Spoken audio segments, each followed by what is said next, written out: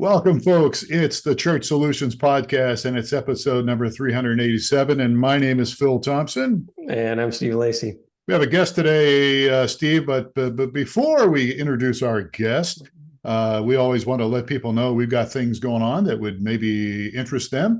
And we've got another webinar coming up July 18th. What's this webinar about, and how can people get involved? This webinar is titled Unleashing the Power of the Online Church Service. And we have a pro at that, a world-renowned author. Jason Moore has written the book Both and is going to walk us through how to effectively maximize both your online and your in-service church services. All right, good deal. We've had Jason. Go ahead.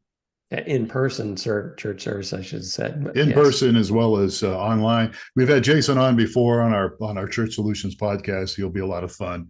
And I follow him on Facebook. He's always got stuff going on. And maybe he'll talk a little bit about AI. You never know, right? And he's really in on that. So anyhow, let me introduce our guest here. We'll get right to it. Our guest has been involved in media and technology since the seventh grade. That was a couple of years ago. And he holds a degree in television production from Ithaca College and a master's degree in information systems from Penn State. He's currently the chair of the Communication and Media Arts Department in Lancaster Bible College. He's teaching courses in media production and in communication and live production in majors. And when he's not behind the camera or in front of the computer, he's a family man and he likes movies. Would you welcome everybody to the Church Solutions Podcast, Ryan Geesaman? Ryan, how are you?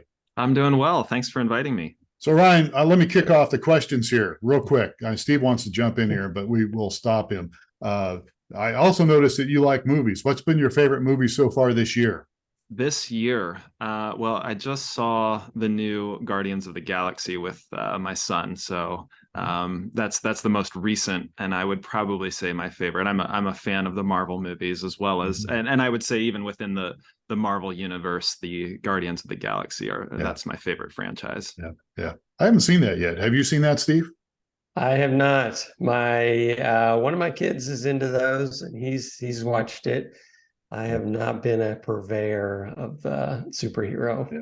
My son, I don't think my son's seen it, but he likes it too. And he's almost 25 now. But anyhow, well, Ryan, thank you so much for being with us today. We're glad to have you here. And thanks for being our guest. We'll let Steve kind of kick things off here and see if we can. Well, the first one, completely unrelated. You mentioned that he's since the seventh grade, and he's only a couple of years out of that. Did you guys see the recent new hire from Elon Musk?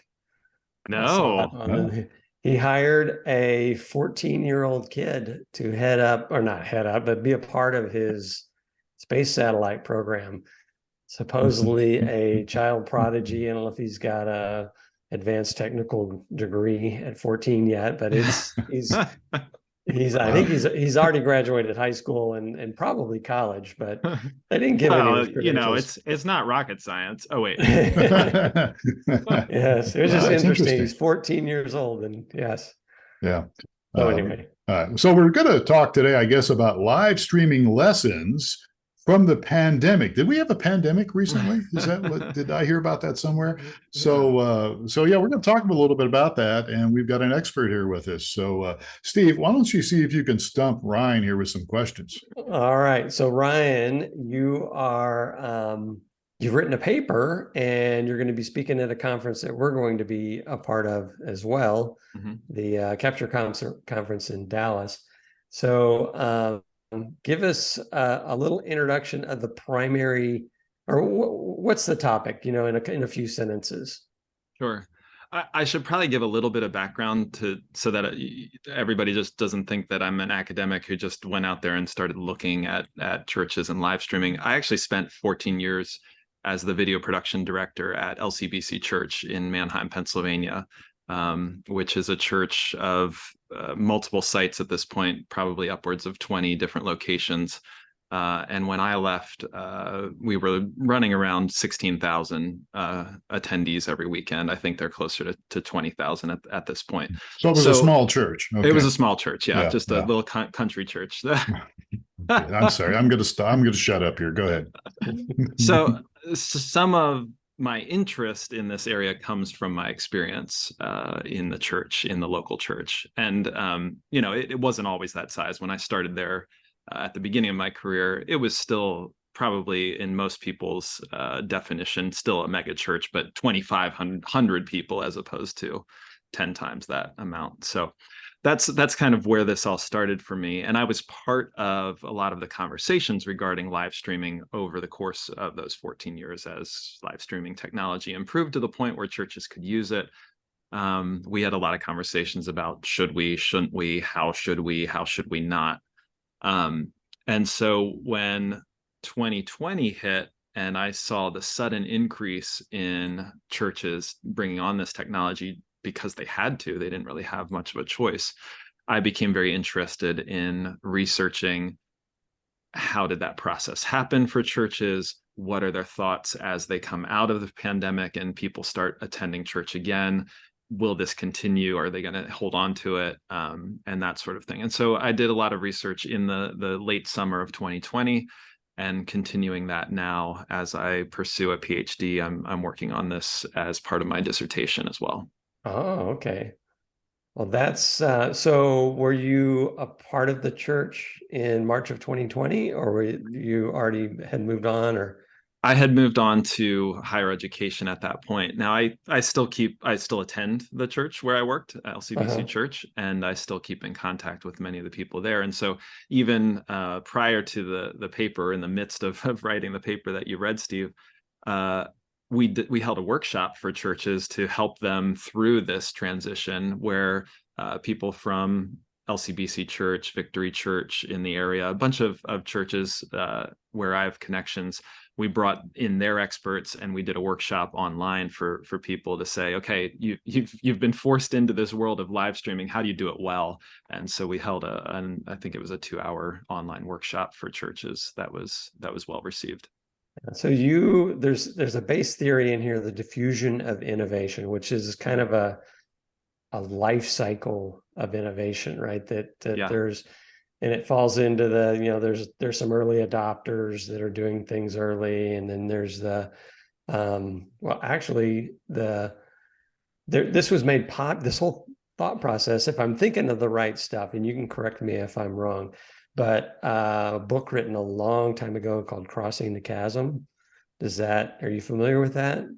I'm not. Okay. But there are a lot of folks who have looked at this idea of diffusion. Most of the research that I've done has been based off of Everett Rogers, who coined the term diffusion of innovations.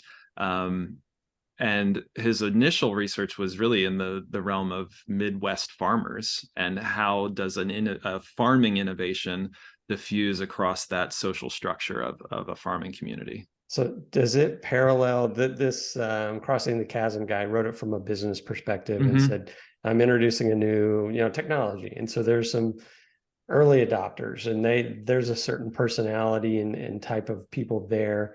And then it moves into not late adopters, but there's phases where Correct. There's right. The middle where by the time you reach maybe a third of the way into the innovation, everybody's looking at it going, I'm not one of those early adopters. I wasn't going to try that early on, but now that looks promising because, 1 out of 3 of my friends are doing that. So they jump in and it completely, then it just snowballs. And so more and more people get into it. And to the point where there's the laggards, they call them. The laggards are the guys that said, I'm not doing that, not going to do it, not going to do it. And then towards the end, when 3/4 of everyone is already doing it, then they're saying, okay, I'm going to do it. Everybody's doing it. So that kind of wave, I can't remember what the middle is called. There's the early, you said the early adopters, there's the late majority. And so those are the middle, the largest chunk of people are the early, they're the majority there. So You're hitting all of the same things. So most likely, my guess is that book was written based off of this diffusion of innovations theory. But Yes, that just goes to show how this theory that was kind of developed out of the agricultural community has now been used in multiple areas, including business and technology. yeah. So live streaming. I mean, we've been providing live streaming since 2008, 2009. So this is long before the pandemic hit. Mm-hmm. So we were kind of watching things go, and we were twisting the arm, convincing the early adopters to get in, and some of the people beyond that. And if we hadn't had a pandemic, it would have probably followed the natural curve, right? Right. And we kind of see that because it was by late 2019, less than a third of churches were live streaming. It was about 32% of Protestant churches in the United States, based on research that Lifeway Research did. That was less than a third. So in late 2019, you had a 1 in 3 chance of your church actually having a live stream. And then they redid that research in April of 2020, and it had jumped to 67% from late 2019 to mid 2020. Yeah. So 4 weeks after the pandemic had hit. Yes. So it went from 30 to 60, and then eventually what is it today? The last number that I saw is from 2022, January 2022, and that was 84%. So I imagine we're even higher than that at this point. But more than 3/4, moving up towards 90% of churches. So as this accelerated wave hit, I mean, there's the majority of churches were force fed this, right? Right. That you have no choice. What has your study work shown, that how people have reacted? Some are like, oh my gosh, I had to swallow it, but I didn't want to, or what's been the outcome of that? Yeah, so it was interesting from the standpoint of most churches had considered it already prior to the pandemic. In early March of 2020, 100% of churches were meeting in person. By the last weekend in March of 2020, only 7% of churches were meeting in person. And so, like you said, that's what drove that sudden increase in live streaming. But I think what we saw was, even though churches had maybe considered it, they hadn't really come up with a plan, nor had they really thought through the reasons why they were doing it. They were forced to do it, but they hadn't really come up with the goals for live streaming for their church. At that point, it was just so that they could still be a church, that they could still meet, even if it's electronically or virtually. But they hadn't really come up with their goals for the live stream. They hadn't really come up with the purpose for their live stream, and they really hadn't come up with what does success look like in our live stream. These were all conversations that when I was part of LCBC Church, we were having. Why would we do this? What would the goal be? Who would it be for? Are we okay with somebody attending online versus attending in person? Is the ultimate goal for them to show up in person, or is it okay if they just hang out online? These are all conversations a lot of churches didn't have the ability to have. They weren't they weren't given that opportunity to kind of think through that, because they were forced to do it suddenly. Mm-hmm. And one thing I noticed was, as we went into this environment, even my church was streaming, and a lot of churches were streaming prior to the pandemic, and so there was a kind of a formula for how you stream. It was a lot of times it was a camera in on the live service, and the live congregation was kind of part of the whole thing. And then everything changed. And was there I noted that some churches experimented with stuff. Yeah. I took that as an opportunity of, we no longer have a full choir, or there's no one in the building. So do we do it like we've always done? Do we keep the camera in the back over everyone's heads, or At our church, I know they moved into a kind of a panel church deal where they'd have 2 or 3 speakers up there sitting, kind of was a Larry King live kind of thing. So were there churches that experimented that really got some momentum out of this? And what's changed after the pandemic when people came back? What have you seen? Yeah, there's a researcher from the UK named Tim Hutchins, and he describes the different ways that people do church online as transmitting, which is basically we're just taking what we already do and we're transmitting it out online, versus transforming, where we're taking what we do in person and we're transforming it into something that works better for the online audience. And I think what we saw during the pandemic, because there was that separation between, well, there is no in-person anymore, so whatever we're doing online is the only thing we're doing, you had a lot more of that transforming, a lot more of that experimentation of how do we do this in a way that is going to work really well, is going to translate well. So go ahead. Well, I was going to say, so that's one of the lessons learned, but let's get a little more practical here, because if I'm a pastor listening to this thing, I'm hearing these two guys talk. But I mean, all right, what are some of the practical lessons that were learned during the pandemic? I mean, one of them is not do the cut and paste thing, probably, right? Just throw a camera up there and stream it. But there's some other things that they learned, right? Transmitting versus transforming. Yeah. So one very practical thing that my church, so I'm just an observer now, right? I'm not involved in any of the decision making at my church, but as an observer, something I saw them walk through during that time was the first weekend that nobody was in the building, they acted like nothing had changed, right? Everything happened exactly the same way. The cameras were in the same spot, and we were just observing the room. The pastor wasn't even looking at the camera. He was still acting like there were people in the room, even though there weren't. The next weekend, the pastor started to engage the camera because that's where the audience is. The audience is in the camera. Then they moved.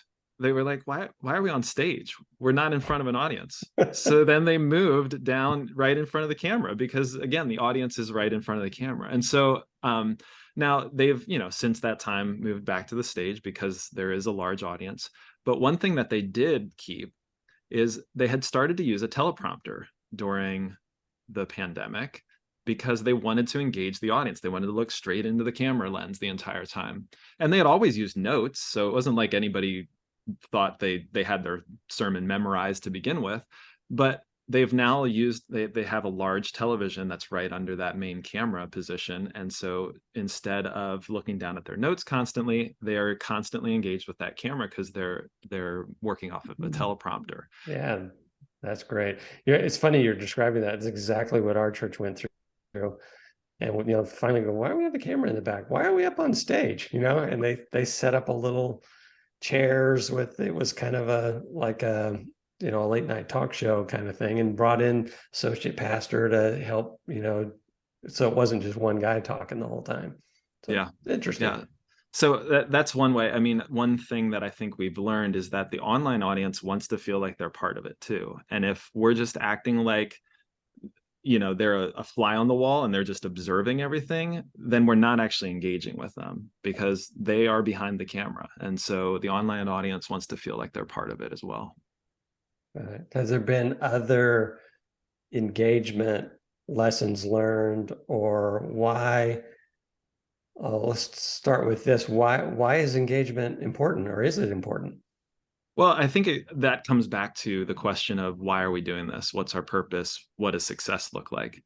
If success is just people are able to see what happens in our room, then you can really do it however you want to. But if you want your online campus or online experience to be part of your church community, right? Community is a two-way street.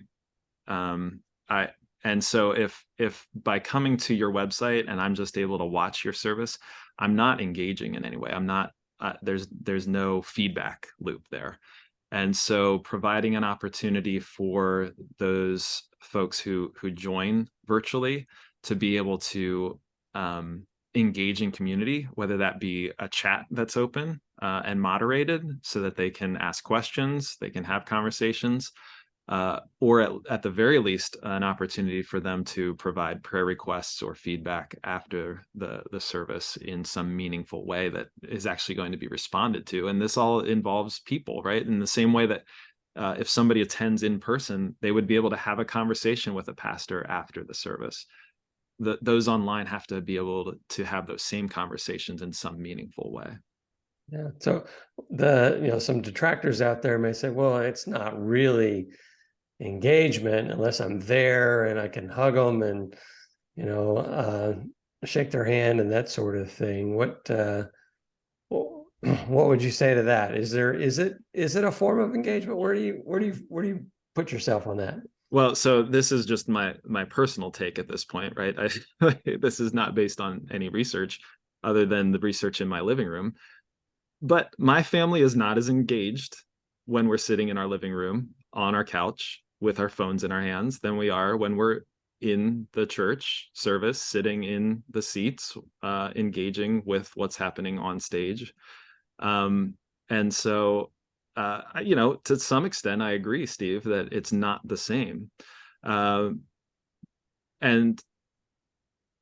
So that becomes more of a personal decision.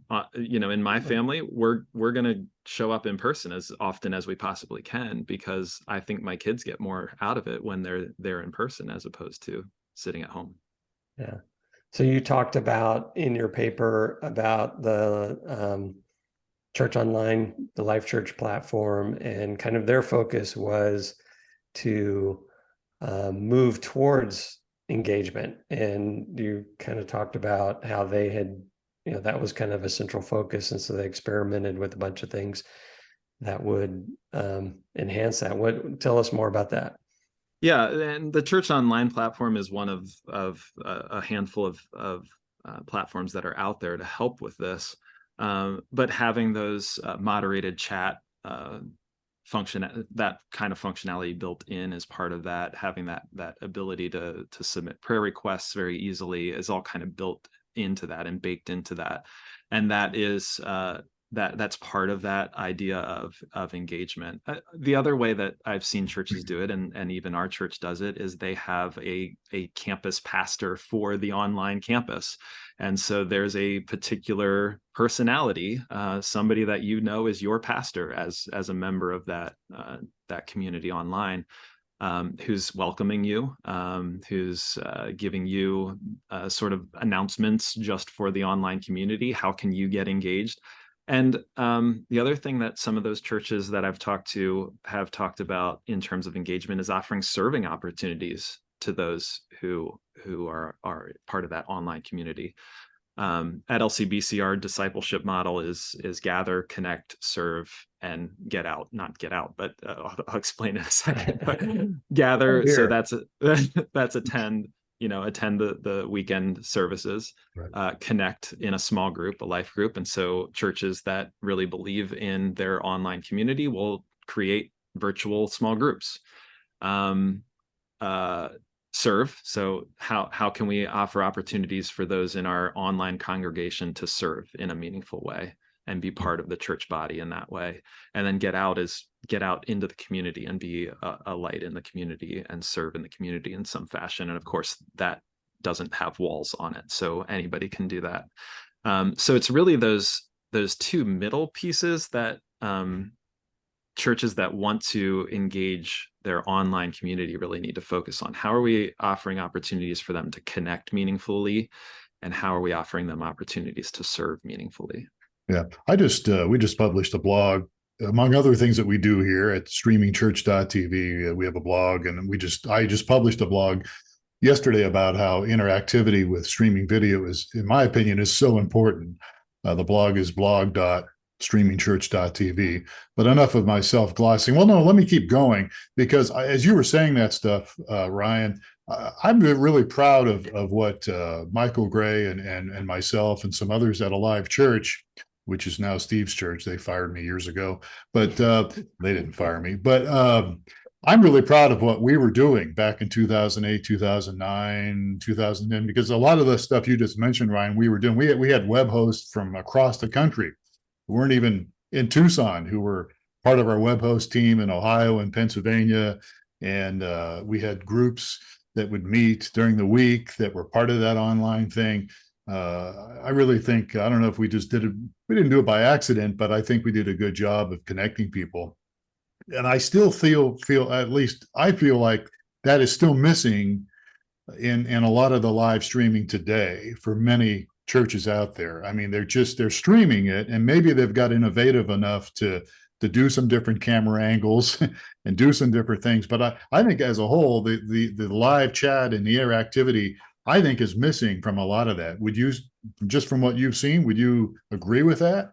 Well, and I think yes, and I think part of that is when people get into this sort of at an entry level, they're using some of the off-the-shelf free platforms that are out there, whether it's YouTube Live or Facebook Live, and so some of those things just aren't baked in. You might get some chat functionality on Facebook, you might get some commenting functionality on a YouTube stream, but to have something that's moderated and have a host out there, and to have the ability to do prayer requests and giving. I mean, tithing is part of being part of the church family as well. So having that be integrated in some meaningful fashion is all part of it. And so moving from one of those free off-the-shelf platforms to something that may have some more functionality that's meant for online church will move people in the right direction.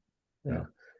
And you're probably not aware, but we've been doing this for a while, and we are streaming church. We only serve churches, so all of our tools that you're some of them you were just mentioning are kind of built into our system. We even have some tools unique to us that aren't available on like church online platforms, like an automated follow-up system where people are tracking from the church's standpoint, who's a first-time visitor, who's come back, that sort of thing. Yeah. So trying to just take some of the things that churches understand and do for the in-person service that they somehow overlook for the online service. And I think that happens with a lot of the churches. Why do you think that is? That they'll just... Well, I think it's because of the old, it's the way we've always done it. So it's hard to think about the online audience as a community in and of itself. I mean, it's part of the church body, and I think a lot of times when people first take steps into this, they're thinking of the live stream as a like one weekend solution. I'm going to be out of town, but I can watch the service, or I'm sick, so I'm going to stay at home, but I can watch the service, as opposed to somebody who starts joining you from another state because they feel connected to your community for whatever reason. Maybe they've moved out of the area and they want to stay connected with the church, or just they did a search and they landed on your website. But if they're connecting on a weekly basis in that manner, if you believe in your online community as a community, then that engagement needs to be there to help sustain them as a Christ follower, and not just a casual observer of what's happening in your sanctuary. Yeah, we're running out of time here, but let me ask you one more question, Ryan. So the pandemic is subsiding. What do you think, just your opinion, what do you think, what's happening in the next 5 years when it comes to technology and streaming video? What do you see that going in the next 5 years for church organizations?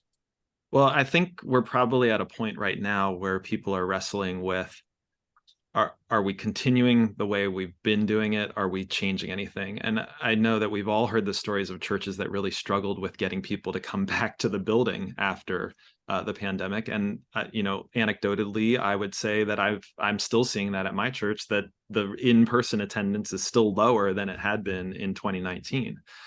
And some of that can be attributed to, it's very easy to stay connected with the church without being in the church. And so churches will have to wrestle with, are we okay with that? Are we okay with somebody's only experience with our church being the online community? And so that may shape how they look at and shape their online service. Yeah, interesting. All right. So we're out of time here. Ryan. We sure appreciate your time with us. So how can people get a hold of you if they have any questions? What's the best way for people maybe to reach out to you? Sure. So my full-time gig now is at Lancaster Bible College. So my email address is rgeesaman, that's GEESAMAN at lbc.edu. You can also find me on Twitter and Instagram and all the things, all the socials. Yeah, good deal. All right, good. All right, so folks, if you missed all that or you just can't remember it, if you're driving down the road or something, you can always reach out to us at support@streamingchurch.tv, or just go to streamingchurch.tv. We have a live chat, and if we're not live, we'll still get your message. But if we can help you in any way, please let us know. And we've got stuff going on, so get around to it. Check out our website, streamingchurch.tv, and go to the resource menu, because we've got things. The whole reason we do these podcasts and have guests like Ryan on is to really just encourage you involved in ministry and as a volunteer or a leader in some capacity. We want to help you any way we can, and that's why we provide the resources. So Ryan Geesaman, thank you so much for your time today. Thanks for having me. I hope it was helpful. And stick around for a few minutes after I stop the recording, because we want you to meet one of our guys here at the company here. Steve Lacy, thank you. All right, glad to be here. And most of all, thank you, folks, for being a part of the Church Solutions podcast. I'm Phil Thompson. Please take care of yourselves and each other. We'll catch you again next time on another episode.